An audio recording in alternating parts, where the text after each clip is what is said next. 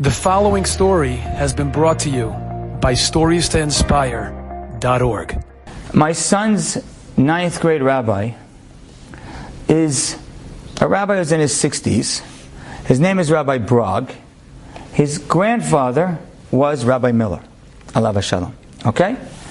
Don't ask why, but for some reason, this past Friday night at 8:45 at night, we got a knock at my door, and my son's ninth grade rabbi is coming over to share something with us. So he sat at our table for an hour telling us how beautiful our son is doing and so on. And then he started telling me stories about his grandfather, Rabbi Miller. I said, tell me more. You read the books. He was the one, there's a famous story of Rabbi Miller that he put his face in the water to appreciate the air. He was the one who saw it. This grandson was the one who saw it. And there's another story about Rabbi Miller appreciating an apple and spending time to appreciate every crunch of every bite and the color and all that. He was also the one. He was a little grandson. He was hiding underneath the table that his grandpa didn't realize because he was scared of his grandpa. And he watched this whole thing transpire.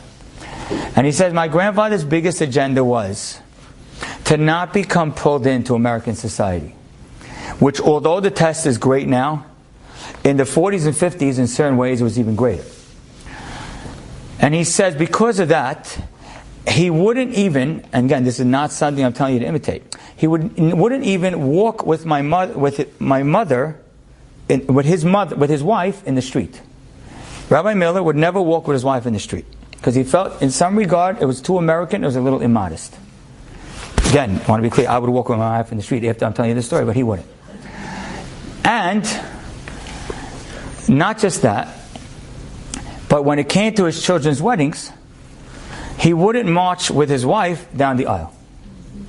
He believed that both fathers should march the boy and both mothers should march the girl, and he wouldn't march with his wife down the aisle. Again, I don't get what I'm talking about right now, but that's what he told me. He said, in fact, one of his daughters was going to get married, and he was going to get married to another big rabbi's son. Actually, my son's yeshiva's Rosh Yeshiva, another big rabbi's son.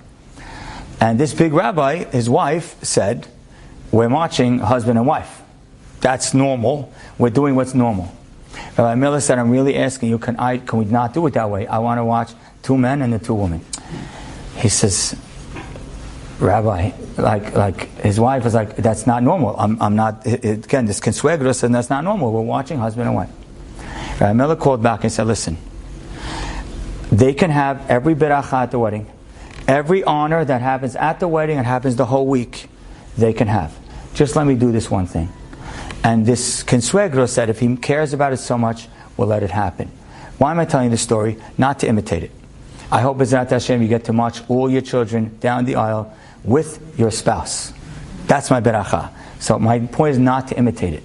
But my point is to understand that there's a mentality out there that has a level that a lot of us don't even comprehend. And that is to see society and to some degree reject it. And to see what's happening around us and say, that's not really me. And for all of us to do it on a Tuesday, for all of us even to do it on a Super Bowl Sunday, for most of us is difficult, and it's not even something we're very necessarily aspiring to do. But for us to do it on Shabbat, we need to do. Because on Shabbat, our life has to feel different. And yes, there's some adjustments. And yes, there's some thorns in the beginning. And yes, there's some changes that you're not quite used to. I can tell you this. Any change that you would make on your Shabbat, I could promise you that thousands of people in this community have made those changes before you. And every one of those people who've made those adjustments have lived to tell you how great it is. Enjoyed this story? Come again. Bring a friend. StoriesToInspire.org